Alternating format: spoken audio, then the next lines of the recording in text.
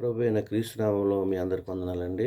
ఇది వాక్య భాగము యోహాను సువార్త 1 అధ్యాయము 11, 12 వచనములు.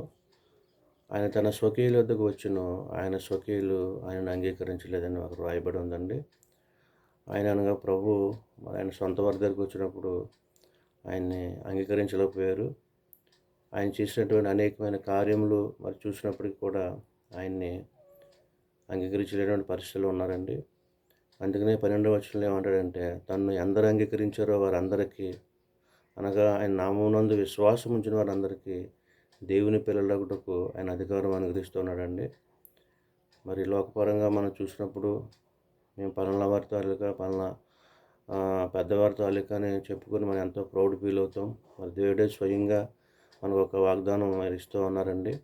ఎవరైతే ఆయన యందు మరి విశ్వాసం ఉంచుతారో వారందరినీ కూడా మరి పిల్లలు చేసుకోవడానికి, ఆయన పిల్లలుగా మరి చేసుకున్నట్టుగా ఆయన అధికారం మనకు అనుగ్రహిస్తున్నారండి.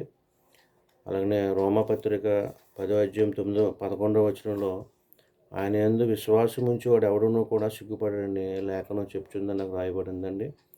మరి ఎవరైతే ఆయన యందు విశ్వాసం ఇస్తారో వారికి ఎటువంటి మరి సిగ్గు అనేది ఉండదని వాక్యం ద్వారా మరి తెలియజేయబడుతుంది. ఇంకా కిందకు చూసినప్పుడు మరి యూదుడని, గ్రీసు దేశస్థుడని, మరి ఏ దేశస్థుడని మరి భేదం లేదు, కానీ ఒక్క ప్రభువే అందరికీ ప్రభువే ఉండి తనకు ప్రార్థన చేయవారు అందరి ఎడల ఆయన కృప చూపనై ఉన్నాడండి.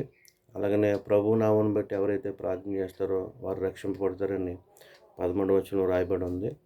అలాగనే ఆయన యందు విశ్వాసం ఉంచి మరి ఆయన నామంలో ఎవరైతే ప్రార్థన చేస్తారో వారికి రక్షణ ఆయన ఉచితంగా అనుగ్రహిస్తారని వాగ్దానం చేస్తున్నాడు.